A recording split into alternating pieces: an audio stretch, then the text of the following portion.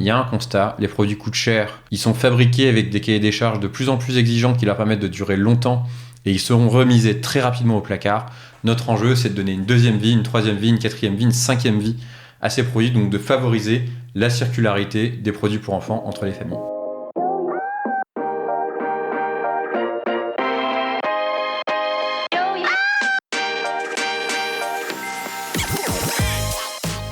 Bonjour et bienvenue parmi les Digital Doers, votre podcast source d'inspiration pour les acteurs de l'innovation. Ce programme est coproduit avec Comexposium pour l'événement incontournable qu'est le One-to-One Retail e-commerce de Monaco. Je suis Cyril Duplessis, acteur du changement dans le digital depuis plus de 20 ans. Je donne ici la parole aux personnalités de notre écosystème en France, qu'ils soient prestataires, annonceurs, marques, retailers ou pure players. Ils sont des acteurs engagés dans leur business et l'innovation fait partie de leur quotidien. Source intarissable d'inspiration, je vous propose une conversation dynamique et sincère pour vous donner accès à leur retour d'expérience, leur vision et leur analyse sur les tendances et les perspectives marché.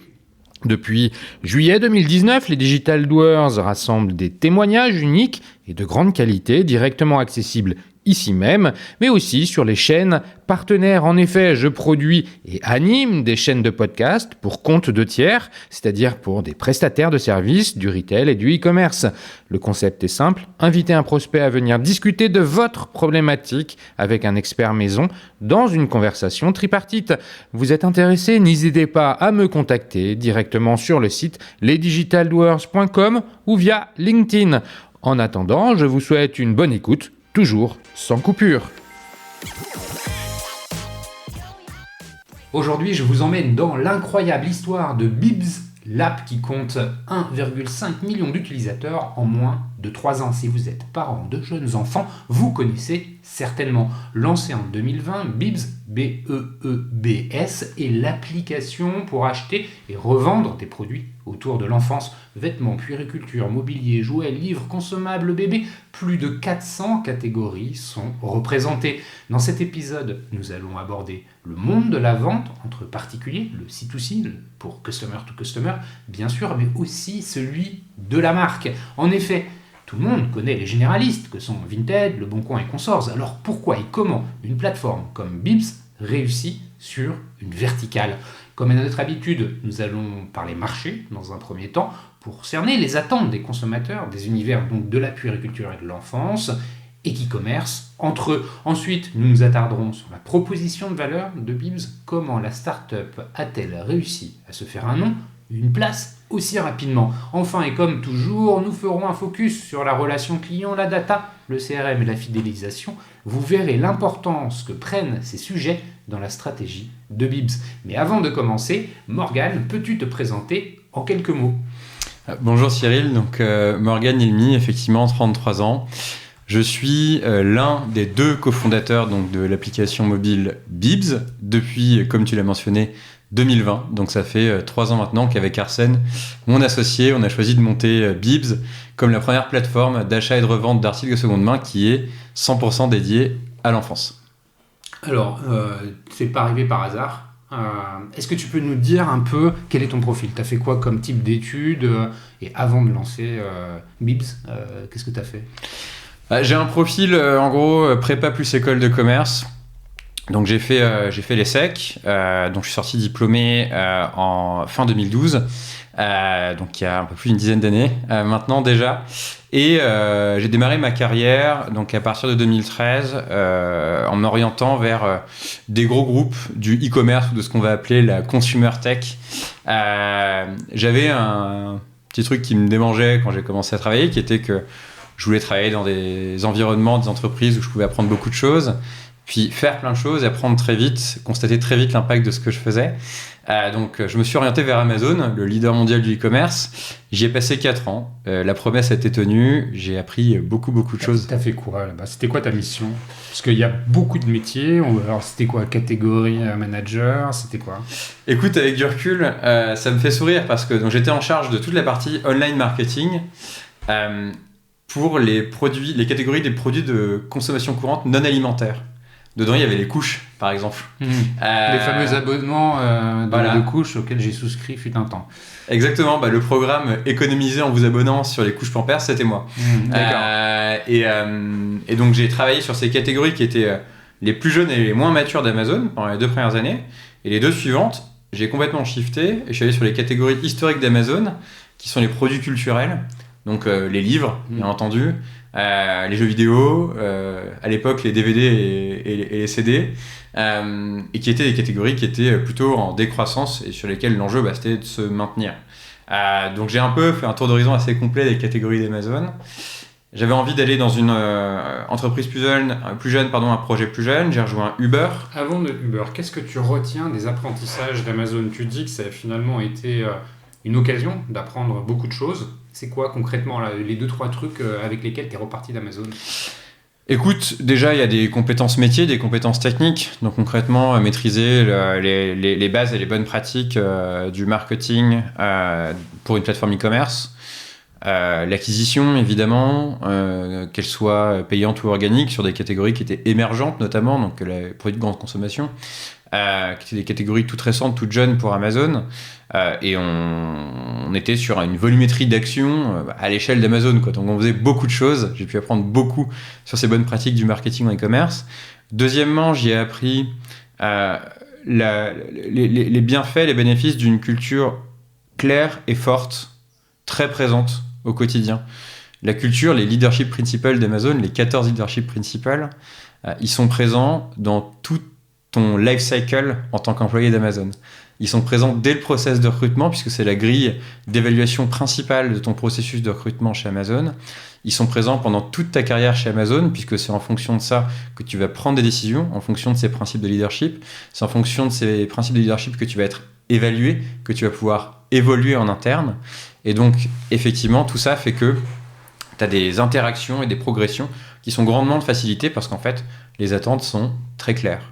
Si effectivement tu prends tes décisions et tu as une conduite professionnelle qui est en adéquation avec ces principes de leadership, tu vas avoir un parcours qui va être très facilité, très accéléré et fluide chez Amazon. Et en plus de ça, ta contribution et ta performance en tant que collaborateur va aussi être grandement facilitée. Tu vas gagner beaucoup de temps dans ta capacité à avancer. Ok, merci. Donc tu passes chez Uber, un autre américain. Ouais, je passe chez Uber, un autre américain. Pourquoi ? Parce que, en gros, après 4 ans d'Amazon, Amazon c'était déjà un très grand groupe en termes de taille quand je les ai rejoints en 2013. Et en 2017, en France, c'était encore plus grand, ça avait beaucoup grandi. Pouvait se créer ce qu'on peut qualifier, en tout cas c'était ma perception personnelle, c'est un avis subjectif, une forme d'inertie parfois dans certaines prises de décision, dans la capacité à avancer rapidement sur certains projets. Et j'avais toujours un petit peu cette bougeotte-là qui faisait que j'avais besoin, cette envie d'aller rapidement, d'itérer rapidement, de prendre des décisions rapidement. Et donc j'ai rejoint, on va dire, un projet naissant, émergent au sein d'Uber, qui était le lancement d'une plateforme de livraison de repas, Uber Eats, en France. Donc quand j'ai rejoint Uber, je fais partie de l'équipe qui était là au tout début effectivement du projet. Quand j'ai rejoint Uber, on était dans une seule ville chez Uber Eats, qui était Paris. On était les derniers arrivés sur le marché. Donc il y avait vraiment... tout le monde s'était lancé avant nous. T'avais Allo Resto, qui était l'historique, qui aujourd'hui s'appelle Just Eat, et qui était là depuis des années et des années. T'avais Deliveroo, t'avais Foodora, t'avais Take It Easy encore à l'époque, t'avais Frishti. Bref, il y avait du monde. Et donc l'ambition était très simple. On se lance en dernier, on veut être les premiers. Et pour y arriver, on va s'appuyer sur plusieurs choses. La qualité d'exécution d'Uber, les outils technologiques déjà existants dans le cadre de l'activité de VTC, la force de frappe d'Uber également, et le fait qu'il y avait déjà une base d'utilisateurs extrêmement large grâce à l'activité de VTC. Et donc il y avait cet effectivement enjeu d'aller très vite développer le leader français de la livraison de repas. Ta mission, c'est quoi là-dedans, dans cette équipe ? Moi, je suis en charge de toute la partie, on va dire, non-brand du marketing, donc la partie non créative du marketing, donc vraiment l'acquisition, le CRM, en ligne avec ce que j'avais beaucoup appris à faire chez Amazon. J'étais là pour, quelque part, apporter mes compétences, les compétences que j'avais acquises pendant 4 ans chez Amazon. J'étais là pour les apporter à l'équipe en charge du lancement d'Uber Eats en France, et donc permettre d'aller rapidement et de gagner du temps en apportant cette expérience, cette expertise. Ok, tu restes combien de temps chez Uber ? Alors je suis resté 2 ans et en 2 ans il s'est passé énormément de choses. Parce que j'arrive, on est dans une ville, on est les derniers arrivés, on a une très belle équipe qui nous permet d'être assez confiants dans notre capacité entre guillemets rattraper notre retard et en même temps on sait qu'il y a du boulot. Et puis 2 ans plus tard, on est leader, on est dans plus d'une centaine de villes en France. Et effectivement, on est passé à des niveaux d'échelle où, globalement, quand je suis arrivé, on était, entre guillemets, en train de bricoler pour essayer de transformer les clients de Uber, l'activité de VTC, en clients d'Uber Eats. Et effectivement, être un petit peu malin dans l'utilisation de la ressource budgétaire, etc. Ce qui est plutôt sain au démarrage d'une nouvelle activité. Et puis quand je suis reparti, c'était les fameux moments où Uber était en train de se muer en cet acteur qui allait sponsoriser des clubs de foot, Uber Eats en l'occurrence, sponsoriser des clubs de foot, sponsoriser le championnat de France de football. Voilà, donc une échelle, une dimension un petit peu différente. Et tout ça s'est fait en 2 ans. Donc on a fait beaucoup de choses, on a beaucoup avancé et ça a été un rythme effectivement et une progression qui ont été très stimulants. T'as appris quoi là sur cette expérience-là ? C'est quoi le truc avec... Je te pose la même question qu'avec Amazon. Tu ressors avec quoi ? Écoute, ce dont je ressors avec Uber Eats, c'est plusieurs choses. Déjà, cette conviction qu'il y a des paramètres qui peuvent effectivement jouer en ta défaveur quand tu lances une activité, un business. Typiquement, ce qu'on appelle le time to market. Se lancer en dernier, c'est assez unanimement perçu comme pas le critère qui va donner le plus de chances à l'activité de réussir. Donc, il peut y avoir des facteurs effectivement contraignants qui vont faire que on va partir peut-être avec un cran de retard ou avec une probabilité de réussir qui va être plus faible. Mais dans le fond, si on exécute bien, avec les bons standards, la bonne attention aux détails et les bons niveaux d'exigence, je considère, en tout cas c'est ce que j'ai retiré de mon expérience chez Uber, qu'il y a de bonnes chances que ça aboutisse sur quelque chose de bien. Finalement, ce que je retiens de ce que tu dis, c'est que la qualité d'exécution est un des critères premiers pour aller vers le succès. Oui, effectivement, et ce qu'on avait, finalement, l'éventail de valeurs chez Amazon et chez Uber, en tant que gros groupe de tech américain, il y a beaucoup de similarités. Ce côté attention to details, la valeur insist on the highest standards que tu peux avoir chez Amazon, quand tu es sur des activités B2C, consumer, où en fait, finalement, tu vas avoir énormément de détails qui vont pouvoir influencer positivement ou négativement l'expérience utilisateur. Le fait d'être extrêmement attentif à ça va avoir plein d'effets positifs. Sur, évidemment, le fait que tu délivres une expérience positive, donc que tu vas mieux retenir tes utilisateurs, que derrière, tu vas potentiellement avoir un bouche à oreille positif qui va se créer, ça va, quelque part, déteindre positivement sur ton image de marque. Donc cette attention aux détails, ça a été un principe assez fondateur, en tout cas, que je retire des expériences que j'ai pu avoir chez Amazon et chez Uber. Et donc, cette qualité d'exécution chez Uber a été la clé qui nous a permis d'être leader. Pourquoi ? Parce que c'est ce qui nous a permis de rattraper notre retard, c'est ce qui nous a permis d'avoir un moment décisif dans l'histoire d'Uber Eats aussi, qui est de réussir à mettre à disposition des Français la chaîne de restaurants qu'ils avaient toujours rêvé de pouvoir se faire livrer, en tout cas pour un grand nombre d'entre eux, c'est McDonald's. Et ça a été le moment un peu... charnière, exactement. À partir duquel, en fait, la qualité d'exécution a permis de construire ce partenariat avec McDonald's. Ce partenariat avec McDonald's répondait à une demande qui était hyper répandue sur tout le territoire français. Et c'est ce qui a permis à Uber Eats de changer d'échelle et de devenir ce fameux leader. On arrive en 2019, là, c'est ça ? Exactement. Qu'est-ce qui se passe après, alors ? Il se passe plusieurs choses. Au global, ce qui se passe, c'est que j'avais acquis, après mes expériences chez Amazon et chez Uber, une certaine maîtrise déjà des bonnes pratiques et des codes, en gros, des business consumer digitalisés, à des échelles assez significatives. J'avais acquis également une bonne connaissance de ces business, que ce soit les problématiques, en tout cas sur la partie marketing, des problématiques d'acquisition auxquelles j'ai été confronté chez Amazon, chez Uber, les problématiques de rétention utilisateur, les problématiques de product management. Donc j'avais fait un tour d'horizon finalement assez complet de tout un pan assez essentiel de la réussite d'une activité en consumer tech. Et puis j'avais une réflexion tout à fait subjective qui était: est-ce que je pourrais mettre à profit ces compétences au service d'une activité qui non seulement opère à une échelle significative, donc est utile à beaucoup de gens, mais en plus de ça, a un impact social et ou environnemental qui est positif. Donc ça, c'est la réflexion que tu as dans ta tête Exactement. En 2019. Exactement. Ok. Exactement. Et donc, le cheminement vers finalement le bon choix pour répondre à ces critères, il s'est fait en 2 fois, en 2 étapes.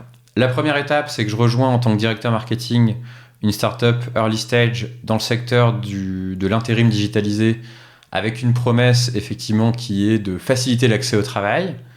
Donc je retrouve à la fois ma capacité à apporter mon expérience, mes connaissances sur finalement la progression à l'échelle d'une plateforme digitalisée B2C, et d'un autre côté, une mission qui me parle, qui est de faciliter l'accès au travail à des personnes qui ont besoin de travail. Et puis, j'y passe 6 mois. J'y passe 6 mois parce que dans le fond, j'étais encore sur un périmètre de marketing sur lequel j'avais une expertise, une expérience à apporter. Je sentais aussi que j'avais l'opportunité d'aller plus loin, de me former au-delà du marketing, de me former vraiment à la gestion non pas d'une équipe marketing, mais d'un business. Et finalement que j'arrivais à un stade aussi de mon parcours et de ma carrière où ma maîtrise des enjeux sur justement ce secteur consumer tech, sur ce type d'activité consumer tech, commençait à me sembler suffisante pour que j'initie moi-même ma propre activité. Alors comment, là c'est le prélude de Bibs, comment elle naît cette idée parle-nous de la naissance en fait de Bibs. Je crois qu'il y a un petit événement personnel qui a contribué à la créer. Ouais, effectivement, ce qui se passe, c'est que à l'été 2019, j'ai mon premier enfant, mon fils, qui a aujourd'hui 3 ans et demi, qui naît, donc en août 2019. C'est exactement le moment où je commence à me dire que j'ai envie de créer mon entreprise, une entreprise B2C, donc qui s'adresse à un public plutôt comme toi et moi, et qui va être capable effectivement d'arriver, de se rendre utile à une échelle significative, donc de toucher beaucoup de monde. Et toujours avec ce critère également d'impact social et ou environnemental positif qui était devenu prépondérant pour moi. Et puis je deviens papa et je suis confronté moi-même à une problématique qui en est venue à tellement me démanger que finalement elle a convergé avec mes velléités entrepreneuriales. Donc mon fils naît, les quelques mois avant sa naissance, très classique, je commence à m'équiper, je découvre une flopée de catégories de produits que je connaissais pas et dont je crois avoir besoin, en tout cas c'est ce qu'on me dit, et je m'en laisse convaincre assez facilement parce que j'ai pas envie de faire de bêtises. Je me rends compte que ça me coûte de l'argent. Et après, là, concrètement, en fait, on parle d'acheter un lit pour le bébé, exactement. Une poussette, un siège auto, un porte-bébé, voilà. Et donc effectivement, toute la panoplie, la checklist en fait, des équipements qu'il est communément admis que tu dois avoir, en tout cas quand ton enfant naît. Donc c'est une découverte, je fais plein de recherches pour prendre les bonnes décisions d'achat, j'y passe du temps. Je me rends compte que ça me coûte quand même pas mal d'argent. Je le relativise évidemment parce que je me dis je suis tellement content, c'est un bel événement, j'en suis très heureux, j'ai hâte. Et puis après, une fois que mon fils est né, c'est pas fini. Je sais pas si je vais te rassurer, je crois que ce sera jamais tellement fini. Exactement, et ça, je commence à me rendre compte 3 ans et demi plus tard, c'est toujours pas fini. Et puis on commence à voir chez Bibs pas mal d'utilisateurs qui nous montrent que ça dure un petit moment. Ouais. Et donc, je commence à acheter avec ma compagne des couches, des vêtements, des jouets, très fréquemment. Et je me rends compte que d'une part, ça continue à peser dans mon budget à une fréquence mensuelle. Hein. Et deuxièmement, en fait, tout ce que j'achète, globalement, on ne l'utilise pas pendant super longtemps. Voire parfois, on ne l'utilise pas du tout. Soit parce que ça ne convient pas, soit parce qu'on nous a offert un truc mieux. Mais en tout cas, il peut y avoir plein de raisons pour lesquelles parfois ça ne sert même pas du tout. Et donc je me rends compte qu'en fait, il y a une vraie forme d'inefficience dans la façon dont je consomme pour mon fils. Que globalement, j'achète tout le temps, j'utilise pas tout. Quand ça me sert plus, je remise au placard. Alors que dans le fond, ça a une valeur résiduelle probablement significative. Et donc j'ai envie de m'attaquer à ça, j'ai envie de me demander, est-ce que je suis le seul dans ce cas-là ? Est-ce qu'on est plusieurs ? Est-ce qu'on est nombreux ? Est-ce qu'il y a un truc à faire ? Et je me rends compte très rapidement que je suis très loin d'être seul dans ce cas-là, que globalement, on est 700, 800 000 par an dans ce cas-là, et qu'il y a un vrai enjeu à apporter de l'efficacité dans la consommation pour les enfants. C'est là que naît donc ton idée, ou que tu commences à mettre un peu en forme l'idée de Bibs, donc cette plateforme, je le disais en introduction, qui reprend un fonctionnement qu'on peut retrouver par exemple sur Vinted, qui permet de mettre en relation un parent vendeur et un parent acheteur dans des catégories de produits que j'ai listées tout à l'heure. C'est déjà assez clair dans ta tête que c'est comme ça que ça va fonctionner? Alors, ce qui est clair dans notre tête à ce moment-là, c'est deux choses. La première, c'est la problématique à laquelle on veut s'adresser. Globalement, avec Arsène, mon associé qui a vécu la même chose que moi en même temps que moi, c'est-à-dire son fils est né un mois avant le mien et il s'est avéré qu'il a été démangé, on va dire, par les mêmes constats que moi assez rapidement. La première chose qu'on constate, c'est que le pouvoir d'achat et l'impact environnemental de la consommation sont deux frictions immenses dans la consommation pour les enfants. Donc concrètement, premièrement, c'est ressenti par une majorité de familles, de parents, que ça coûte cher et comme on consomme beaucoup plus qu'avant, il y a un vrai point d'interrogation sur l'empreinte carbone, sur l'impact environnemental additionnel que génère cette consommation. Et c'est une friction telle que parfois c'est à l'origine d'un questionnement sur est-ce qu'on doit faire un enfant ou pas. C'est-à-dire qu'on se rend compte rapidement que cette double problématique, à la fois économique et écologique, elle va affecter les parents une fois que leur enfant est né, mais parfois même, avant même que l'enfant soit né, au moment de la décision de est-ce qu'on fait un enfant ou pas, quoi. Donc la problématique, elle est très claire pour nous. On veut effectivement aller apporter du pouvoir d'achat supplémentaire aux parents, aux familles. On veut pouvoir aller nuancer, diminuer l'impact carbone qui est lié à la consommation pour les enfants et finalement aller contribuer à retirer ces deux frictions majeures qui sont liées au fait d'avoir un enfant, ce qui reste dans une bonne partie des cas un moment dont on a envie qu'il soit plutôt heureux et le plus insouciant possible, évidemment. Donc ça, c'est la première certitude, la problématique à laquelle on s'adresse. Et la deuxième certitude qu'on a, c'est quelle solution on veut apporter. La solution qu'on veut apporter, c'est augmenter la durée de vie des produits. Donc très clairement, se dire, il y a un constat, les produits coûtent cher, ils sont fabriqués avec des cahiers des charges de plus en plus exigeants qui leur permettent de durer longtemps et ils seront remisés très rapidement au placard. Notre enjeu, c'est de donner une deuxième vie, une troisième vie, une quatrième vie, une cinquième vie à ces produits, donc de favoriser la circularité des produits pour enfants entre les familles. Et pour ça, donc à ce moment-là, c'est bien l'idée d'une plateforme C2C. Exactement. Et donc très tôt, dès fin 2019, début 2020, notre conviction forte avec Arsène, mon associé, c'est qu'on veut créer la première plateforme C2C, donc d'achat et de revente entre particuliers, qui est 100% dédiée à l'enfance. Et qui va permettre effectivement de démocratiser l'usage de la seconde main parmi les familles, d'en faire un réflexe et de favoriser cette circularité des produits pour enfants. Alors, je mets les pieds dans le plat tout de suite, comme ça le sujet est clos, et après on pourra passer au marché, comme je le disais en introduction. Le concept de la vente C2C, je l'ai dit dans l'introduction, Vinted ou le Bon Coin, peut-être plus le Vinted en termes transactionnels, ça existe déjà. Pourquoi vous vous êtes dit il faut qu'on verticalise cette activité-là? Pourquoi finalement les parents ils sont pas déjà sur Vinted pour vendre et acheter les produits que finalement vous rassemblez aujourd'hui sur Bibs?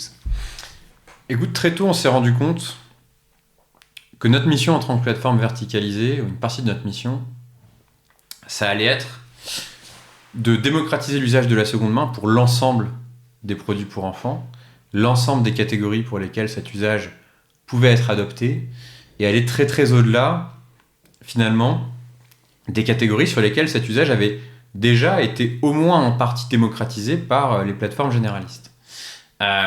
Qu'est-ce que ça veut dire? Ça veut dire qu'un Vinted a fait un travail exceptionnel sur le textile. Et un Vinted, aujourd'hui, le textile, c'est plus de 70% de leur activité. Et c'est leur focus. Et on considère qu'ils ont joué un rôle absolument essentiel et continuent de jouer un rôle essentiel dans la circularité des produits textiles. Et je pense que c'est une très bonne chose. Le Bon Coin, ils ont fait un gros travail de généraliste pour démocratiser l'usage de la seconde main sur un éventail de catégories assez large.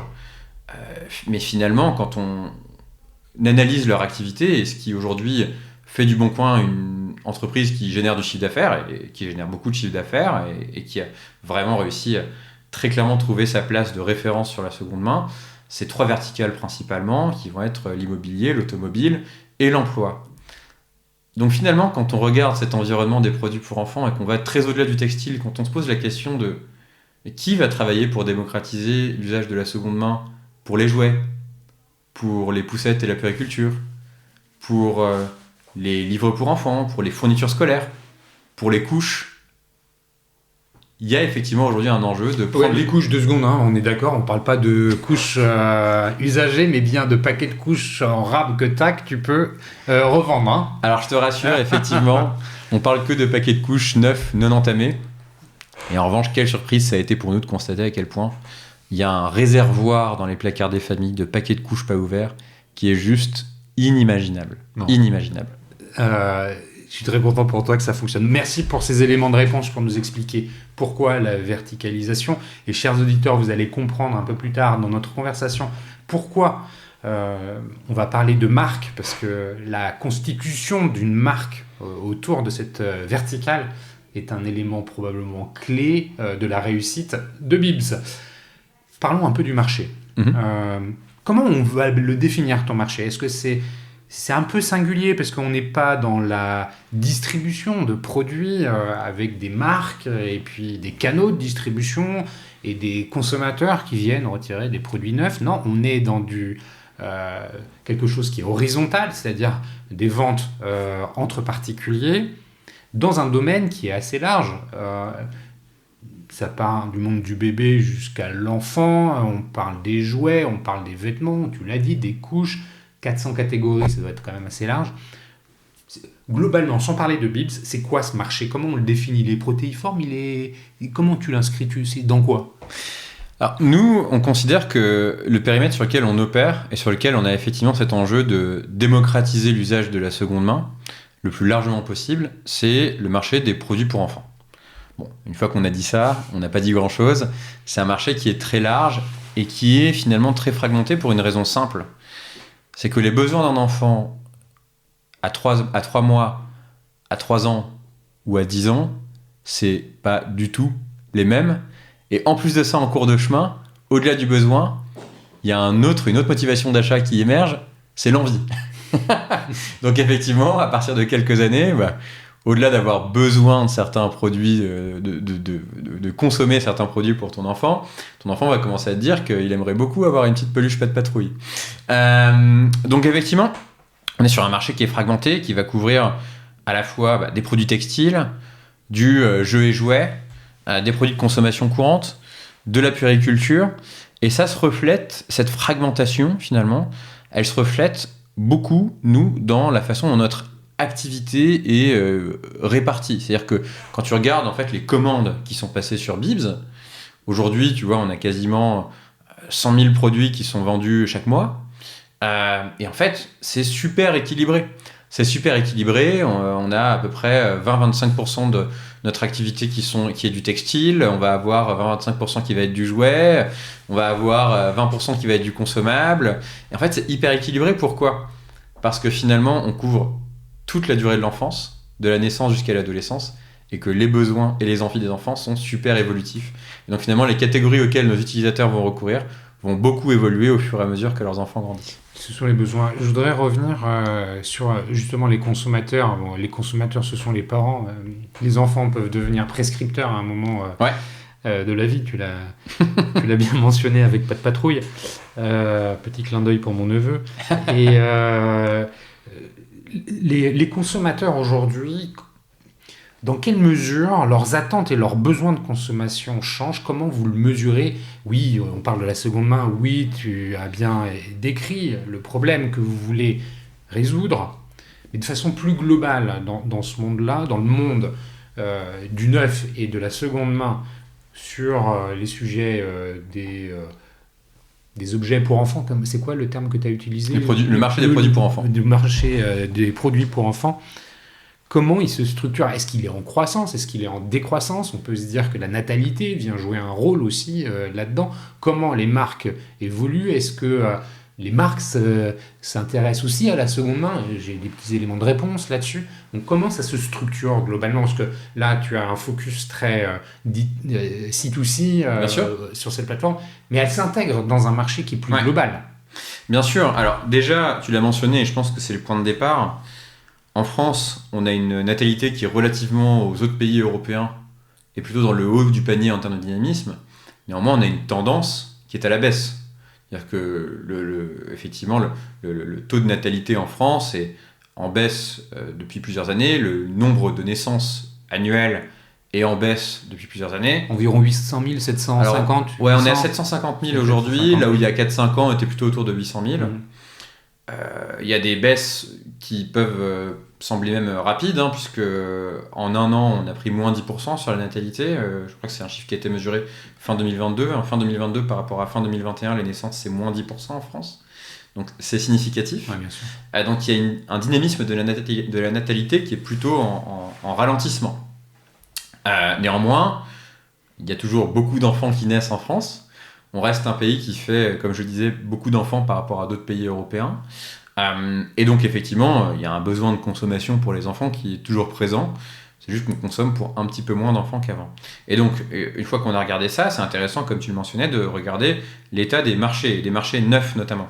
Quand tu regardes les marchés des consommables, qui est un bon, finalement, on va dire, proxy de l'évolution de la natalité. Consommable en dehors des couches, c'est quoi? C'est le lait en poudre? Le lait, par exemple. Voilà. Mais quand tu regardes aussi la puériculture, petite et grande puériculture, donc grande puériculture, ça va être les poussettes, par exemple, petite puériculture, ça va être les biberons, etc. En gros, tu as un phénomène commun à tous ces marchés, qui est que en volume, ça baisse depuis plusieurs années, et en valeur, ça augmente tous les ans légèrement. Donc, ce qui se passe globalement, c'est qu'on a des marchés... On devient de plus en plus premium. Exactement. Il y a une premiumisation, il y a effectivement un vrai volontarisme des marques d'innover et de valoriser. Ce qu'on comprend aussi, il y a un précaré à défendre, des positions de marché à défendre, et puis l'innovation peut être au service des consommateurs. Néanmoins, ça ne peut pas durer pendant effectivement des décennies comme ça. À force d'avoir des volumes qui baissent et des price points entre guillemets qui vont augmenter, un pricing qui va augmenter, et effectivement une tendance à la premiumisation, on va augmenter la tension sur le pouvoir d'achat des familles. Et donc ce qui se crée mécaniquement, c'est que quand on n'est plus forcément soit en mesure financièrement de se payer les dernières versions des produits, ou juste qu'on n'a pas envie, parce que c'est trop cher ou que ça ne correspond pas à son mode de consommation, tu vas évidemment, au fur et à mesure que cette tendance se confirme, avoir des motivations supplémentaires qui vont émerger chez de plus en plus de familles pour se tourner vers un mode de consommation alternatif. Est-ce que je ne peux pas trouver un produit équivalent, peut-être un peu moins state of the art, mais aussi un petit peu moins cher?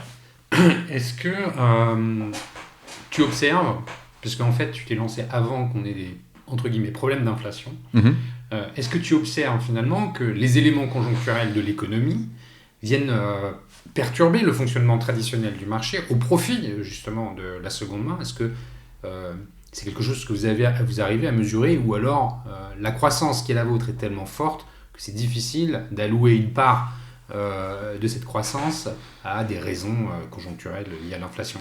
Alors c'est vrai que chez Bibs, on est une entreprise encore assez jeune. Notre plateforme est lancée depuis novembre 2020, donc ça fait 2 ans et demi au moment où on se parle.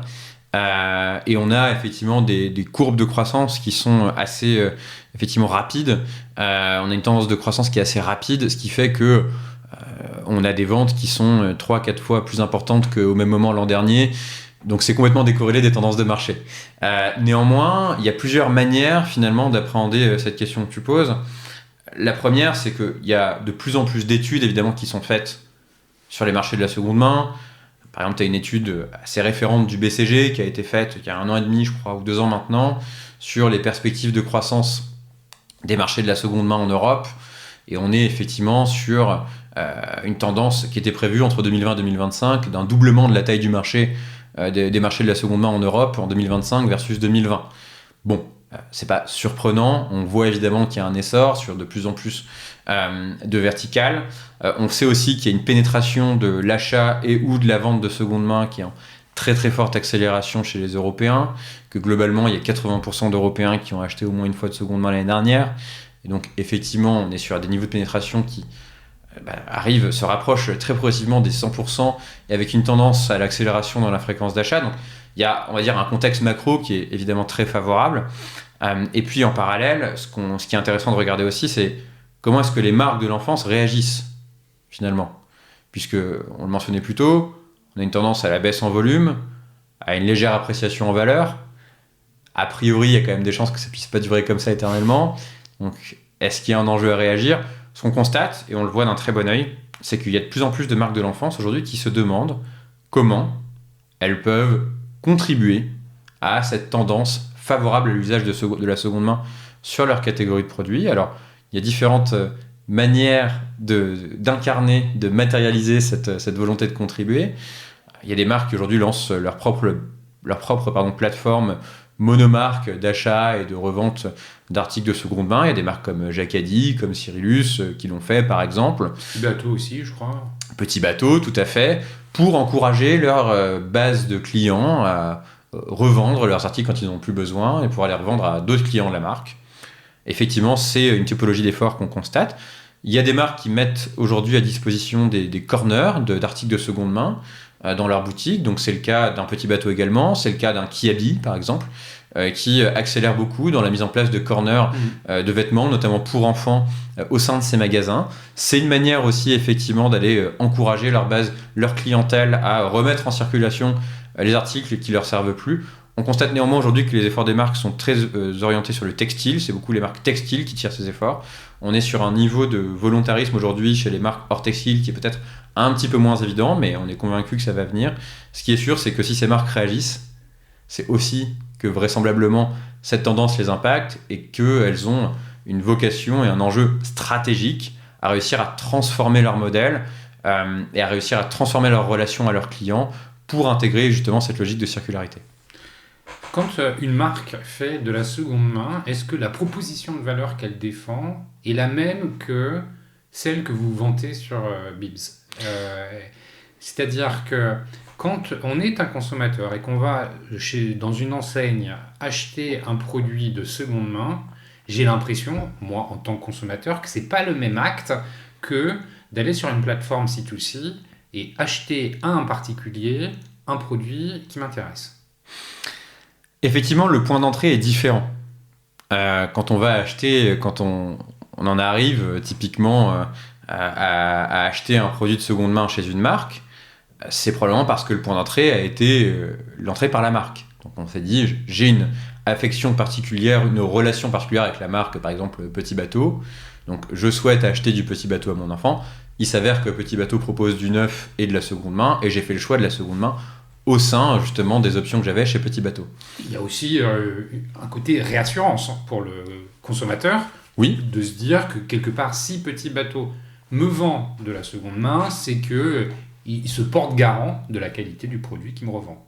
Alors oui, effectivement, chez un certain nombre de marques, en tout cas, on va avoir des vérifications qui vont être faites, des vêtements, etc. Et donc ça peut apporter une réassurance supplémentaire.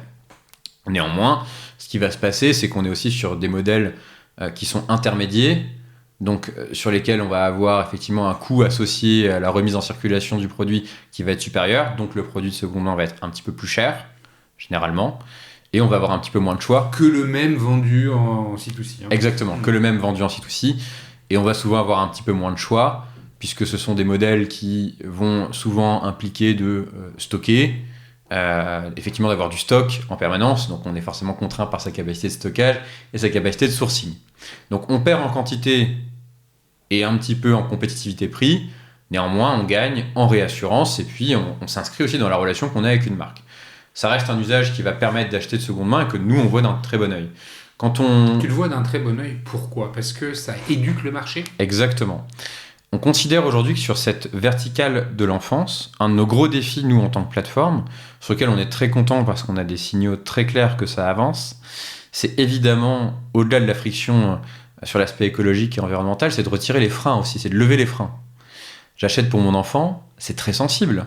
C'est très très sensible d'acheter pour son enfant. On n'a pas envie de se tromper, on a envie que l'article soit en bon état d'utilisation, Et finalement, on a envie de s'assurer que ça sera la meilleure option pour prendre soin de son enfant. Je peux juste te faire un commentaire perso, j'en fais pas souvent. Mais alors, après le premier, tous ces freins-là, ils s'effondrent assez rapidement. Alors ça, je veux bien le croire. J'y suis pas encore, mais je veux bien le croire. Ouais. C'est vrai que... Pour les autres, ce sera peut-être pas exactement la même chose. Je ferme la parenthèse. Effectivement, on relativise peut-être un petit peu plus une fois qu'on se rend compte qu'avec le premier, on s'en est bien sorti et que malgré peut-être quelques erreurs qu'on a pu commettre, puisqu'on en fait tous, tout s'est bien passé. Néanmoins, c'est vrai que, pour reprendre ce que je disais, il y a un vrai enjeu à rassurer. Tu l'as mentionné tout à l'heure. Donc se tourner vers une marque, ça peut rassurer, et donc ça va attirer des typologies d'utilisateurs qui ont peut-être besoin de davantage de réassurance et qui sont prêts à payer plus cher ou avoir moins de choix en échange d'un niveau maximal de réassurance. Chez Bibs, on voit ça d'un très bon œil. Pourquoi ? Parce que ça éduque. C'est-à-dire que ça va amener vers un usage de la seconde main des familles ou des parents qui n'auraient peut-être pas choisi la seconde main en priorité, puisqu'elles sont rentrées par la marque.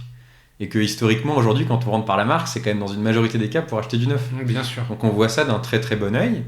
Néanmoins, l'approche qu'on a, nous, chez Bibs, en tant que plateforme C2C, est un petit peu différente. C'est-à-dire qu'on considère que notre travail, c'est de donner du choix. Notre travail, c'est d'accompagner dans le choix.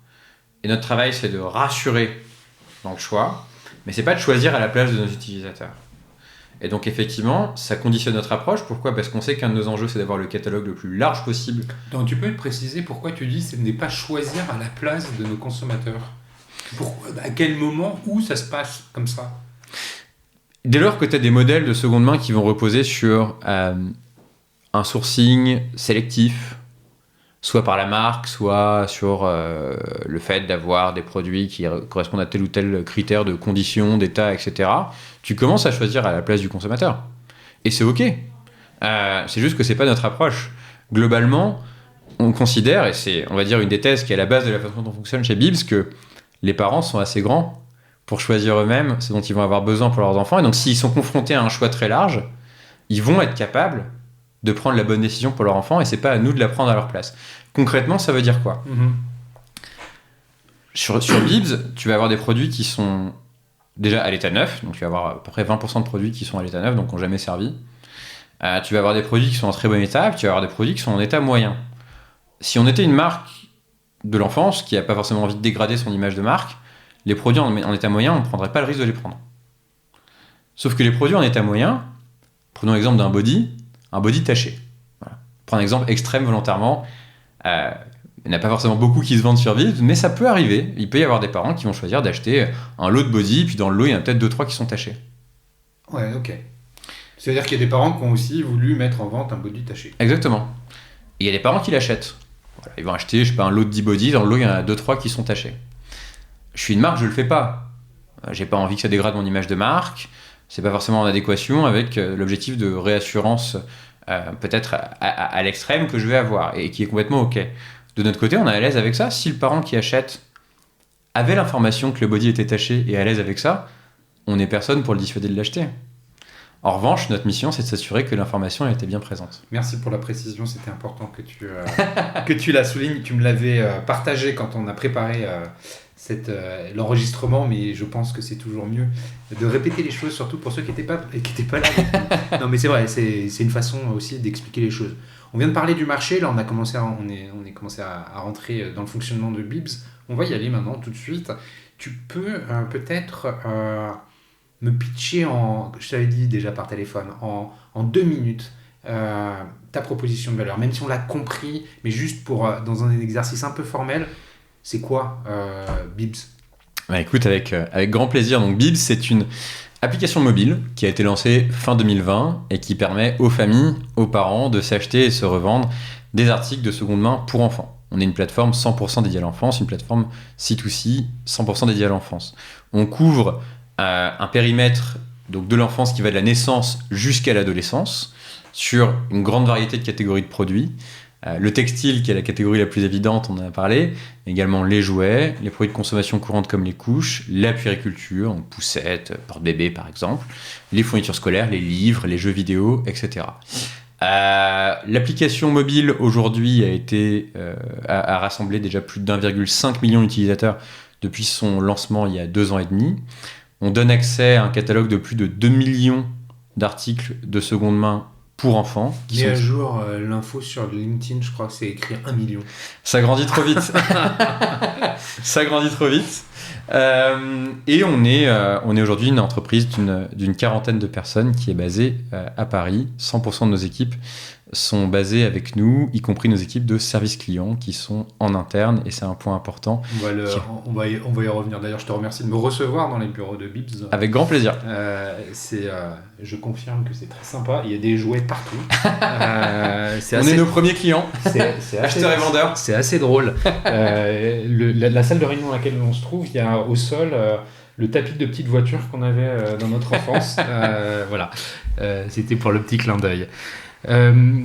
Bibs, donc il y a plein de questions qui me viennent quand on en parle. Pour lancer une plateforme comme celle-là, c'est un peu l'œuf et la poule. C'est-à-dire, il faut avoir un assortiment, il faut avoir des vendeurs, pour avoir des acheteurs. Comment tu fais en fait pour les réunir ces deux populations qui peuvent être les mêmes, à un moment un acheteur, à un autre moment être vendeur? Comment on fait pour le recrutement? C'est clé, en dehors de la techno, mais je pense que la techno... c'est une barrière à l'entrée, la techno?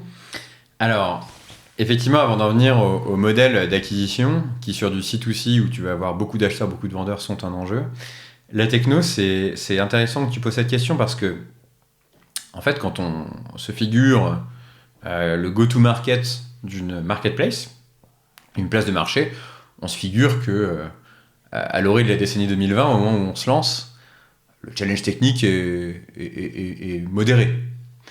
Et il s'avère que sur le C2C, c'est pas du tout le cas. Et quand tu prends un pas de recul et que tu te demandes aujourd'hui combien il y a de plateformes C2C en France qui te permettent, depuis une application mobile, d'acheter et de revendre de façon fluide entre particuliers, il n'y en a pas tant que ça. Pourquoi ? Parce qu'on est sur un éventail fonctionnel, une infrastructure, des schémas et des workflows de paiement, de livraison, etc., qui sont très spécifiques à cette logique entre particuliers, ce qui fait que tu ne peux pas t'appuyer forcément sur les plateformes self-service qu'on connaît tous, en Shopify ou autres, qui ne sont pas construits pour, ou en tout cas, si tu le fais au début, au bout d'un moment, tu vas devoir te retourner et tout construire toi-même parce que ça t'empêchera de continuer à développer ta plateforme. Ça, on l'a compris vite. Et donc très vite, on a fait un choix qui, pour le coup, a été assez décisif dans notre capacité à avancer rapidement. C'était de tout construire nous-mêmes. Et donc effectivement, on a construit toute notre infrastructure nous-mêmes, toute la technologie qu'il y a derrière Bibs, le moteur finalement sous le capot nous-mêmes, à l'exception de 2 briques sur lesquelles on se fait accompagner par des gens qui travaillent sur ces sujets depuis maintenant des années. Le paiement, avec qui on travaille avec une plateforme de paiement évidemment spécialiste et agréée, qui s'appelle MangoPay, et le transport, sur lequel on travaille avec 3 sociétés qui sont aujourd'hui assez connues dans l'environnement du C2C, qui sont Mondial Relais, Chronopost et Relais Colis. Tout le reste, c'est nous qui l'avons construit. Alors, comment on le construit ? Parce que bon, effectivement, le paiement et la logistique, il n'est pas question d'obtenir un agrément bancaire pour devenir banque. C'est un peu de travail. Voilà, c'est un peu de travail. Il est plus légitime, performant, utile, intéressant d'utiliser des prestataires dont c'est le métier. Comment on fait pour construire une plateforme ? Parce que tu n'es pas un informaticien, on l'a bien compris. Et ton associé l'est-il ? Oui, mon associé Arsène, lui, est donc ingénieur de formation et développeur depuis le début de sa carrière, donc depuis plus d'une dizaine d'années maintenant. Il a toujours été, alors il a d'abord été spécialisé sur les applications mobiles. Il a très tôt pris le train en marche de cet environnement en plein boom quand il a commencé à bosser en 2011-2012, des applications mobiles sur lesquelles il y avait peu de développeurs et beaucoup d'opportunités. Donc il a eu le nez creux, évidemment, de spécialiser là-dedans très tôt. Et puis au gré de ses expériences dans différentes entreprises tech et e-commerce, il a commencé également à faire grandir son champ de compétences sur des problématiques de développement back-end, sur de l'UX/UI, ce qui lui a permis finalement, au moment où on a commencé à travailler sur Bibs ensemble, d'avoir une compréhension extrêmement transversale des enjeux techniques du développement d'une plateforme comme Bibs. Et donc du coup, ça lui a permis de faire des choix qui ont été des choix qui, avec du recul, ont été les bons. Nos premiers recrutements ont été 2 développeurs supplémentaires sur la partie back-end, donc le développement de l'infrastructure du moteur qui vient finalement faire tourner la plateforme Bibs. Et donc dès début octobre 2020, on a 2 développeurs spécialistes du back-end, du développement d'infrastructure, qui nous rejoignent et qui nous permettent de poser les premières briques de tout le moteur qui fait tourner Bibs aujourd'hui. Combien de temps vous avez passé à développer ce moteur ? Alors, on a commencé effectivement au moment où on lance la plateforme, donc septembre, octobre, novembre 2020, où on commence vraiment à mettre les mains dessus. Et puis depuis, c'est un travail continu. C'est-à-dire que la première version... Ce que je veux dire, avant que vous puissiez vous lancer dans la stratégie de recrutement, c'est là où je veux t'emmener justement. Là, c'est toi qui vas prendre le lead sur la tech en fait, pour aller recruter. C'est combien de temps là ? C'est quoi l'investissement pour avoir quelque chose qui tourne ? Alors, pour avoir à la fois un front, donc une interface mobile qui permet effectivement de faire très basiquement, d'opérer très basiquement des transactions entre acheteurs particuliers, vendeurs particuliers, et une infrastructure qui permet de le faire très basiquement, donc vraiment avoir la version un petit peu MVP du produit, ça a été au total un bon 6 mois de développement à temps plein. Le travail sur l'infrastructure, on avait commencé à le faire au début avant nos premiers recrutements avec des freelances, etc. Et donc, ça a été assez, on va dire... Le temps nous semblait long à l'époque, avant de lancer.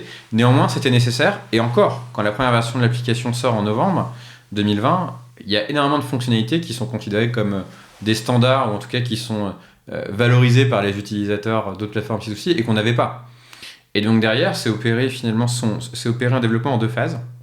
La première phase, là-dessus, c'est important de l'avoir en tête si on veut lancer une plateforme C2C, c'est une phase de rattrapage. Donc il y a un éventail fonctionnel qui est un peu le minimum attendu par les utilisateurs de C2C, qui sont des fonctionnalités comme le fait de pouvoir négocier les prix, comme le fait de pouvoir acheter plusieurs articles en une commande, comme le fait d'avoir accès à plusieurs transporteurs. Donc des basiques. Les basiques, qui eux-mêmes déjà, quand on construit tout from scratch, prennent un petit peu de temps. Donc là-dessus, on va dire que c'est post-lancement, on a 1 an de rattrapage fonctionnel. Et une fois que le rattrapage est fait, là, on peut commencer à se dire, ok, qu'est-ce que je peux apporter en plus et qui va vraiment être décisif dans l'expérience que je suis capable de proposer. Justement, en fait, avant même de parler de l'acquisition, excuse-moi, j'ai un peu l'esprit d'escalier, parle-nous en fait de la stratégie marketing qui accompagne finalement les choix stratégiques techniques, technologiques qui ont été faits. Les 2 se rejoignent pour pouvoir en faire finalement ce qu'est aujourd'hui Bibs. Totalement. C'est quoi cette stratégie marketing de marque ? Parce que je crois qu'on peut vraiment parler de marque. Ouais. Et c'est en tête dès le départ. C'est en tête dès le départ pour plein de raisons. Alors déjà, pour finir sur les choix techniques, et c'est assez important d'ailleurs sur les modèles d'acquisition, on a fait dès le début le choix que Bibs sera une application mobile. Ouais, et pas un site. Et pas un site. Pour 2 raisons. La première, c'est que on a un enjeu à ce que nos utilisateurs mettent en vente. Mettre en vente depuis son téléphone, c'est plus simple. On a l'appareil photo qui est intégré, ça va plus vite, on peut le faire en une main, on n'a pas besoin d'avoir son ordi, c'est plus simple. Et deuxièmement, ça permet de créer un réflexe, puisqu'on a su très tôt qu'on voulait être dans la construction d'une relation sur le long terme avec nos utilisateurs, nos clients, qui ont des enfants qui mettent plusieurs années à grandir, qui ont des besoins fréquents, et donc qu'on aurait un enjeu à créer ce réflexe, à créer cette relation long terme qui passe beaucoup plus facilement, et ça c'est l'expérience qui nous l'avait notamment appris, par une application mobile que par un site web. Voilà. Donc le choix a été très clair dès le début. Et ensuite, pourquoi c'est important ? Puisqu'on a su que finalement en faisant ce choix de l'application mobile, il y avait cette dimension de créer du lien, créer une relation, créer de l'affect, qui était super important pour nous. C'est-à-dire qu'on ne voulait pas avoir une relation uniquement transactionnelle avec nos utilisateurs. On voulait finalement créer du ressenti, de l'émotion. Quand ils utilisent Bibs, on parle de produits pour enfants. Ça évoque plein de choses. Et donc effectivement, on avait envie que ça ressorte aussi un petit peu partout, sur la plateforme, dans la façon dont on s'exprime, dans les visuels qu'on utilise, sur tous les moments où on prend la parole, etc. Et donc un choix qu'on a fait, qu'on peut qualifier de relativement rapide, ça a été de structurer le marketing chez Bibs en 2 pôles, et donc en 2 enjeux stratégiques aussi importants l'un que l'autre. Ce qu'on va appeler dans le jargon startup le pôle growth. Donc comment on fait pour acquérir des utilisateurs, donc générer des installations de l'application, faire en sorte que les utilisateurs derrière aient envie de vendre ou d'acheter, puis qu'ils le fassent le plus de fois possible sur leur durée d'utilisation de l'application. Et donc derrière, aller mettre en place, je crois qu'on en parlera un petit peu plus tard, mais des leviers CRM par exemple, et tous les leviers de rétention qui sont hyper importants pour nous dans la création d'une relation. Donc c'est le premier pôle, l'enjeu stratégique de vraiment aller avoir des investissements marketing qui sont guidés par un impératif de performance et d'efficacité. Et deuxièmement, le pôle brand, donc le pôle en charge de la marque et de la communication.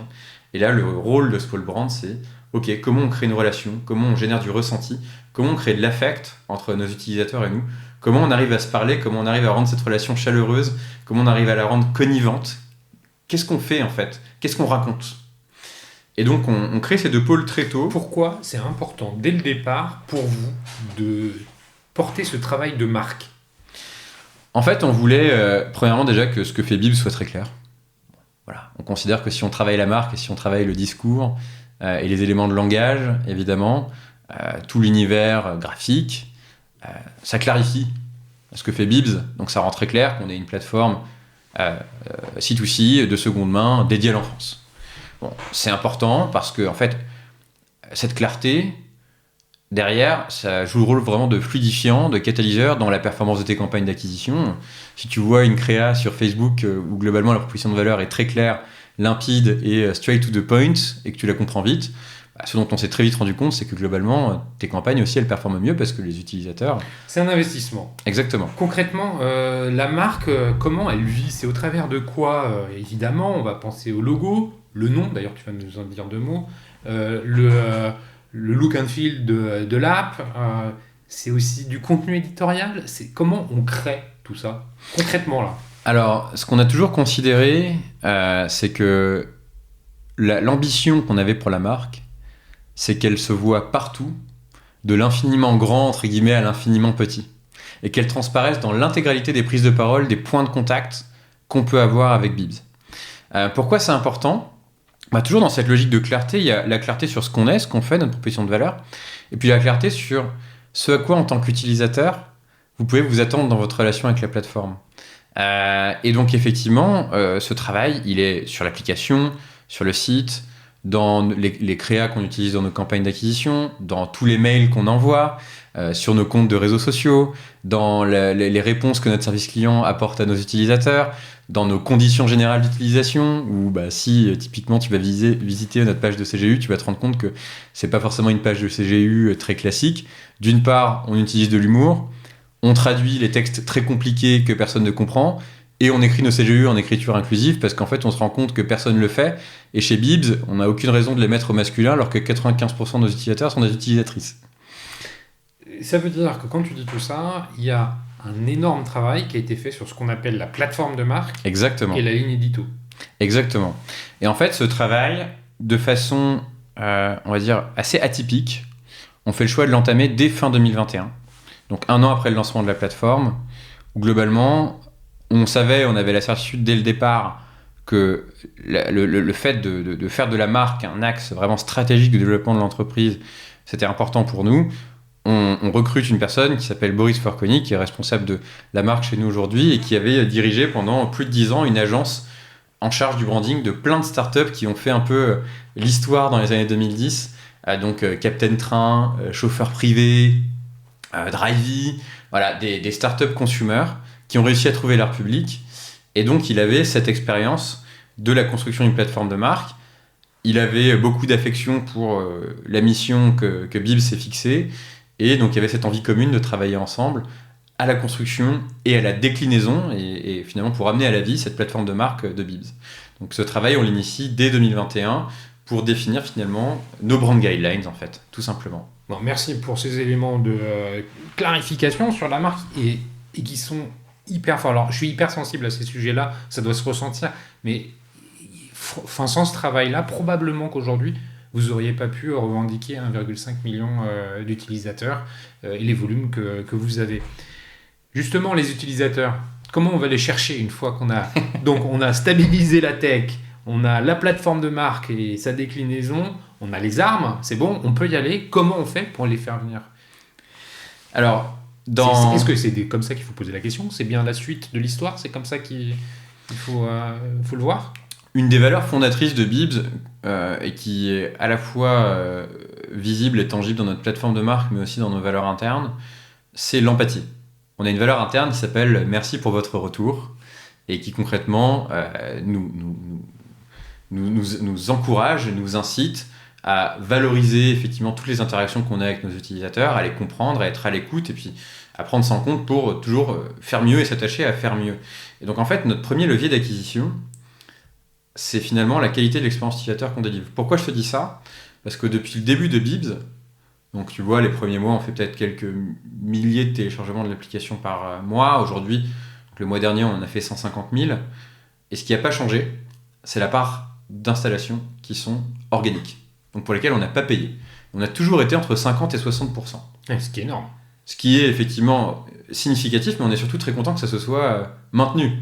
Puisque le piège, effectivement, c'est au fur et à mesure qu'on commence à investir un petit peu plus en marketing, en fait, que la part du payant devienne prépondérante et que la part de l'organique, effectivement, diminue. Et nous, elle a toujours été très stable. Et c'est pour ça que je te dis qu'en fait, notre premier canal d'acquisition, c'est l'expérience utilisateur. C'est qu'en fait, ça, c'est possible que si tu mets un niveau d'effort qui est très très élevé pour t'assurer que tes utilisateurs vont ressortir heureux, contents, satisfaits de l'expérience qu'ils ont eue avec toi. Et l'expérience qu'ils ont eue avec toi, ça passe par la marque. C'est j'ouvre un mail de Bibs, il y a un truc qui me fait rire ou qui me fait sourire. Et j'ai eu une bonne expérience avec cette marque. Jusqu'à j'ai acheté ma poussette sur Bibs, ça s'est très bien passé, j'en suis très content. Et en plus, j'ai payé vachement moins cher que si je l'avais acheté neuve. Donc effectivement, j'en suis très content. Et ça peut aller jusqu'à j'ai eu un problème. Ça arrive dans 1% des commandes qui sont passées sur Bibs. J'ai eu un problème, le produit n'est peut-être pas conforme à ma commande, etc. J'ai trouvé une oreille attentive, on a résolu mon problème et je suis content de l'expérience que j'ai eue sur Bibs.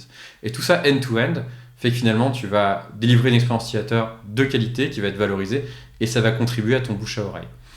Et puis il y a les 40% restants pour lesquels effectivement aujourd'hui on investit dans des budgets, en marketing, on a un budget d'investissement en marketing pour aller effectivement recruter des nouveaux utilisateurs de l'application. Et là-dessus, je dirais qu'on n'a rien inventé de révolutionnaire sur les canaux d'acquisition. Aujourd'hui, on est très présent sur des canaux digitaux comme Facebook, comme Google par exemple. On est également présent sur des canaux comme TikTok, comme Snap. On a une fonctionnalité parrainage qui représente aussi une part significative de ces téléchargements qu'on considère comme payants, puisque aujourd'hui tu peux parrainer un ami pour qu'il ait 5 € de réduction sur Bibs sur sa première commande. Et là-dessus, ce qui a fait la différence, c'est pas forcément le choix des canaux. Ce qui fait la différence, c'est qu'aujourd'hui, on a des niveaux finalement, on a des coûts d'acquisition en fait, des coûts par installation d'app et des coûts d'acquisition client qui sont les plus bas qu'on ait jamais eu depuis le lancement de Bibs. C'est le travail sur la marque, évidemment, premièrement. Donc le fait de trouver les angles qui vont clarifier la proposition de valeur, qui vont faire réagir, qui vont faire sourire, qui vont très tôt créer du lien auquel nos utilisatrices et utilisateurs vont pouvoir s'identifier. Donc il y a le travail sur la marque et puis évidemment il y a un travail d'optimisation technique continue qui est assuré en l'occurrence par notre équipe Growth qui est en fait c'est des canaux sur lesquels les leviers d'optimisation sont pléthoriques et au fur et à mesure du travail qu'on a fait et on arrive à optimiser, à identifier des campagnes, des ciblages qui fonctionnent un petit peu mieux et qui font qu'aujourd'hui on a des niveaux d'efficacité qui sont effectivement les meilleurs qu'on ait eu à date. Justement, au niveau de l'efficacité, on va en venir sur la relation avec les clients, la partie pour qui termine un peu notre conversation. Le service client, on l'a en filigrane un peu évoqué tout au long de notre conversation. C'est important, c'est très important. Tu as dit justement, vous avez internalisé ça. Je te lance le sujet un peu sur cette relation client, en quoi elle est singulière, comment le CRM joue un rôle dedans, comment la data est utilisée.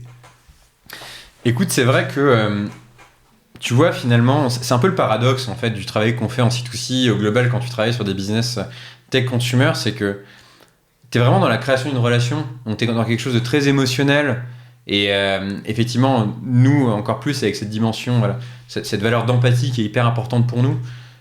Tu vas vraiment vouloir créer du lien avec tes utilisateurs et finalement que tout le monde prenne du plaisir à ce que ces achats, ces ventes se passent. Et puis d'un autre côté, en fait, si tu veux le faire à des échelles qui te permettent effectivement de satisfaire un grand nombre d'utilisateurs, avoir une approche data-driven, c'est pas une option quoi. C'est pas une option et donc ce que ça veut dire, c'est qu'il faut effectivement analyser ce qui se passe, il faut effectivement automatiser quand ça a du sens, typiquement les communications en CRM, les envois d'emails, etc., pour te tenir au courant de ce qui se passe pour ta commande, d'où elle en est, etc., etc. Il faut avoir un service client qui va répondre rapidement. Donc, encore une fois, c'est également un enjeu de performance et un enjeu data-driven. C'est que quand tu contactes un service client, le ressenti est quand même très différent si on te répond en moins d'une heure versus si on te répond dans 4 jours. Et encore mieux si on te répond pas du tout. Alors là, ça va pas du tout. Mais en tout cas... Comment tu fais? Attends, sur le service client, objectivement, il est ouvert aux heures de bureau. Comment vous faites? C'est pas simple. Le sujet, je le connais un petit peu. C'est pas simple. C'est pas simple. L'approche qu'on a eue sur le service client, la première chose déjà, et ça peut paraître être un petit peu du bon sens, la première décision qu'on a prise, c'est de le prioriser en fait. C'est-à-dire que globalement, je te parlais tout à l'heure des tout premiers recrutements qui ont eu lieu chez Bibs. Il y a Loïc et Achille, donc, qui sont nos 2 premiers développeurs donc back-end qui nous rejoignent début octobre. Et puis début octobre, il y a une autre personne qui nous rejoint. C'est Sophie, notre responsable du service client. Donc en fait, nos premiers recrutements, c'était tech et service client. Ça reflète un petit peu les priorités qu'on avait à l'époque. Pourquoi ? Parce qu'on savait dès le départ qu'on voulait définir des nouveaux standards en C2C sur le service client, en termes de réactivité, en termes de capacité à aider, et finalement rapprocher l'expérience du service client C2C de l'expérience que tu pourrais avoir sur des plateformes de e-commerce classiques, matures, comme Amazon par exemple, dont ça a souvent été une des forces. Donc comment on fait ? On fait 2 choses. La première, c'est qu'on apporte, on a un peu cette approche qui peut le plus, peut le moins, on apporte beaucoup d'informations, on met à disposition énormément d'informations qui peuvent très facilement répondre à tes questions. Donc la FAQ de Bibs, c'est des centaines et des centaines d'articles de FAQ qui sont accessibles en un clic sur l'application, sur le site, et qui répondent à toutes les questions que nos clients peuvent nous remonter. Ça fait gagner du temps à tout le monde, et ça apporte de la clarté et de la réassurance très rapidement. Et puis parfois, ça suffit pas. Et donc dans ces cas-là, il faut que les gens puissent nous contacter. Donc on facilite la capacité à nous contacter depuis l'application, à différents endroits de l'application, et on a une promesse qui est effectivement qu'on répond en moyenne en moins d'une heure, ce qui est le cas sur les heures de bureau, hein. Donc du lundi au vendredi sur les heures de bureau, et également le samedi et le dimanche. Donc 7 jours sur 7, sur les heures de bureau, on répond en moyenne en moins d'une heure. Comment on y arrive ? Puisqu'aujourd'hui, on a plus de 3000 demandes d'utilisateurs par semaine. Comment on y arrive ? Encore une fois, d'une part, en faisant ce travail d'empathie, donc en réussissant à apporter des solutions, à avoir des réponses qui sont effectivement détaillées, sur lesquelles on ne va pas forcément essayer de mettre la poussière sous le tapis, mais au contraire, on va dire les choses. Donc typiquement, si on a fait une erreur, on va le dire.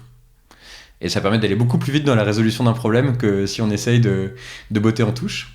Et puis, d'autre part, c'est à travers du process. Donc globalement, c'est avoir les bons outils, avoir effectivement des équipes qui sont bien formées et qui nous permettent aujourd'hui d'avoir des volumétries effectivement de demandes d'utilisateurs qui sont conséquentes, mais une promesse de répondre rapidement et tous les jours qui est toujours maintenue. Le contact, il se fait par chat ou par email? Alors uniquement par email. On a fait le choix de ne pas mettre en place de chat parce que justement on considère que c'est déjà une prouesse en C2C, même si on a encore vocation à l'améliorer et on est constamment en train de se demander comment on peut l'améliorer. C'est déjà une prouesse en C2C par rapport aux standards qu'on peut trouver sur les autres plateformes de répondre en moins d'une heure. Quand on a des écrans qui, on va dire, offrent une forme de simulacre de chat, donc simule l'expérience d'un chat. Un bot, quoi. Voilà. En fait, ça crée de la frustration. Pour revenir sur les réponses que vous apportez, vous avez donc une équipe dédiée à ça. Ouais. 3000 par semaine, c'est conséquent. Alors, c'est cohérent par rapport au volume global. Bien sûr. C'est peanuts par rapport au volume global. Mais intrinsèquement, 3000 demandes par semaine, il faut les traiter. Ouais. Donc, tu as une équipe en interne qui arrive à les traiter, qui travaille aussi le week-end, ou est-ce que tu externalises une partie des ressources ? Alors aujourd'hui, on a une équipe qui travaille, en gros, on a une équipe de 5 personnes au service client. On a des personnes qui travaillent en gros un rythme du lundi au vendredi et qui occasionnellement vont avoir une journée travaillée le week-end. Donc voilà, c'est la façon dont on a effectivement structuré les choses. Toujours évidemment 5 jours par semaine, mais en tout cas ce qui est sûr c'est qu'on va avoir parfois des personnes qui vont faire mardi, samedi ou dimanche, jeudi, etc. Donc on va avoir des rythmes un peu en décalé pour s'assurer qu'on est toujours en mesure de répondre aux demandes de nos utilisateurs, évidemment. On sait qu'il y a des jours où les volumétries sont plus importantes que d'autres, donc ça nous permet aussi de planifier les emplois du temps en fonction. On le fait très en amont pour s'assurer que ça fonctionne avec l'emploi du temps de chacun et qu'il n'y a pas de surprise, que chacun peut anticiper son emploi du temps et donner son avis sur son emploi du temps également si besoin. Et donc, on s'est tout simplement organisé pour réussir à couvrir les 7 jours de la semaine avec l'équipe qu'on a en place. Et effectivement, avec suffisamment d'anticipation pour qu'il y ait de surprise effectivement pour personne, ni au sein des équipes, ni pour nos utilisateurs, si un jour personne ne leur répond, ce qui est évidemment quelque chose qu'on veut absolument éviter. Et puis il peut arriver parfois qu'on ait des fortes périodes de pic. Et dans ces cas-là, il y a quelques personnes qui travaillent avec nous en freelance occasionnellement, qui sont également basées en France, qui sont des personnes avec qui on a une relation maintenant depuis très long terme, depuis 1 an et demi, 2 ans, et qui nous donnent effectivement des coups de main extrêmement précieux quand parfois on a beaucoup de commandes d'un coup, ou des périodes effectivement très, très dynamiques, quoi, où finalement on va avoir plus de demandes que d'habitude. Bon, merci pour ces éclaircissements. Pour revenir sur la data, je t'ai un peu coupé dans ton élan sur la data. Tu dis Bibs est une entreprise data-driven. Mm-hmm. Concrètement, comment vous utilisez ces données? Quelle application concrète vous avez de ces données-là? Alors, déjà, on regarde les chiffres en fait, qui sont relatifs à l'utilisation de l'application ou du site ou de la plateforme ou autre, de façon agrégée pour essayer de comprendre les grandes tendances. Tu vois, globalement, est-ce que quand on sort une nouvelle fonctionnalité, elle est utilisée ou pas? Est-ce que effectivement les clients qui l'ont utilisé une fois vont la réutiliser une deuxième fois, une troisième fois? Voilà, un petit peu les basiques de comprendre le comportement utilisateur sur ta plateforme, sur ton produit. C'est quelque chose qu'on a mis en place très tôt, donc on a des outils qui nous permettent effectivement d'analyser le comportement utilisateur, de comprendre ce qui est utile à nos utilisateurs, ce qui est adopté par nos utilisateurs versus ce qui n'est pas du tout utile. Ça nous est arrivé de supprimer des fonctionnalités. Et je pense même que c'est très sain, parce qu'on a un peu cette logique de less is more. Quand tu supprimes une fonctionnalité inutile, ça laisse plus de place à une fonctionnalité qui est utile. Donc on a toujours eu cette logique de se dire ok, on va utiliser la donnée pour comprendre ce qui est utilisé et ce qui est utile à nos utilisateurs. En parallèle, évidemment, la donnée, elle nous permet de piloter l'évolution de notre activité. Donc nos données de chiffre d'affaires, de nombre de commandes, de panier moyen, de repeat, etc., etc. Tout ça, on l'a mis en place très tôt, dès le lancement. Et aujourd'hui, en fait, l'éventail, le portefeuille d'outils analytiques qu'on a aujourd'hui a très peu changé par rapport au lancement. Parce que très tôt, on s'est un petit peu suroutillé pour être sûr qu'on allait bien comprendre ce qui se passe et être capable de prendre les bonnes décisions pour nos utilisateurs. Aujourd'hui, on n'est pas suroutillé. À l'époque, on aurait pu nous dire déjà commencez par lancer votre activité, commencez par avoir des utilisateurs et puis après, vous pourrez prendre des outils. Donc très tôt, en fait, on a cherché à devenir très mature sur les outils. C'est vrai sur la data. C'est vrai aussi, tu parlais de CRM, où très tôt, on a mis en place des communications CRM qui visaient à apporter un maximum de transparence proactive sur ce qui se passe sur la plateforme. Le colis a été expédié, il faut que vous le sachiez immédiatement. Vous avez reçu un nouvel achat et il faut que vous le sachiez immédiatement. Et c'est des dizaines et des dizaines et des dizaines de parcours CRM utilisateurs qui ont été développés très très tôt pour s'assurer qu'à aucun moment on allait laisser de zone d'ombre et qu'on allait apporter suffisamment d'informations, de réassurance, de transparence à nos utilisateurs. Et c'est pareil, on s'est un petit peu suroutillé au début pour avoir des outils qui sont performants. Et aujourd'hui, les outils CRM qu'on utilise sont les mêmes qu'au lancement il y a 2 ans et demi. Ce qui a permis en fait de développer l'aspect scalable de l'entreprise. D'ailleurs, vous avez levé de l'argent, je crois, 6 millions, hein, c'est ça? Alors effectivement, notre dernière levée de fonds en date donc d'octobre 2022, c'était une levée de fonds de 6 millions d'euros. Bon. Auprès de qui, les gens connus? Alors auprès de 2 fonds d'investissement français, donc Isaïe, qui est un fonds d'investissement de capital risque early stage historique, qui a investi dans des réussites comme Price Minister, comme Blablacar, comme Evaneos, comme Malte par exemple, et Citizen Capital, qui est historiquement un des tout premiers fonds d'investissement à impact en France, qui a également depuis 2008 en fait a été un des initiateurs de l'investissement à impact, qui était un peu moins à la mode à l'époque et beaucoup plus aujourd'hui, et je pense que c'est une très très bonne chose. Et effectivement un 3e investisseur qui est le groupe Mercari, qui est justement un des leaders du C2C dans 2 pays, 2 marchés assez costauds dans lesquels ils sont présents, qui sont le Japon, où ils sont leaders de très très loin, et les États-Unis, où ils sont une des principales plateformes C2C. C'est un groupe qui existe depuis 10 ans et qui a beaucoup d'expérience et d'expertise à nous apporter sur le C2C. Et justement, ça me permet de te poser la dernière question. C'est quoi les projets de développement de Bibs? Est-ce que c'est l'acquisition de parts de marché? Je ne sais pas si c'est le bon mot, enfin du moins d'asseoir sa présence sur le marché national, domestique. Est-ce qu'il y a aussi des velléités internationales? C'est quoi la suite de l'histoire? Alors, la suite de l'histoire, on va dire que il y en a deux. La première, comme je le disais un petit peu au début de la discussion, nous, on s'attaque à une double problématique qui est économique et écologique. Donc, comment on fait finalement pour retirer de la friction sur le plan économique et sur le plan de l'impact environnemental aux familles qui consomment pour leurs enfants. Là-dessus, on a encore beaucoup de travail pour le faire encore mieux. Ce que ça veut dire, c'est que sur le plan économique, il y a un vrai enjeu quand on est effectivement en train d'opérer sur plus de 400 catégories de produits. Il y a un vrai enjeu à permettre à tout le monde d'identifier le prix juste. Finalement, quand on est vendeur, c'est pas super facile de savoir à quel prix on va vendre. Et en fonction de la typologie de produit, la décote par rapport au neuf, elle peut être plus ou moins importante. Ça peut aller de 20% à 80%. Donc on a un vrai enjeu à apporter effectivement de l'aide, du conseil, de la recommandation, de la transparence sur les bons niveaux de prix, ce qui va effectivement bénéficier à nos acheteurs également. Pareil sur l'impact environnemental. Il y a quelques mois maintenant, on a été la première plateforme à mettre à disposition l'impact carbone d'un achat sur Bibs par rapport au même achat neuf. Et pour aller un petit peu plus rapidement dans l'apport de cette information, on a commencé par la catégorie vêtements. Donc aujourd'hui, si tu vas sur Bibs, sur l'application, sur chaque page produit, sur chaque annonce d'un vêtement à vendre, tu verras quel est l'impact carbone rattaché à l'achat de ce produit sur Bibs versus si tu l'achetais neuf. Et le spoiler d'ailleurs, c'est que c'est pas zéro sur Bibs. C'est 90% inférieur au neuf en moyenne, mais c'est pas zéro. Et c'est important de l'avoir en tête, la seconde main, c'est pas neutre en carbone. Mais ça, on a encore un énorme travail pour apporter le même niveau de transparence sur toutes les autres catégories de produits qui font Bibs. Donc on a un gros travail pour aller encore plus loin dans notre capacité à délivrer notre promesse. Et puis en parallèle, effectivement, tu as mis le doigt dessus.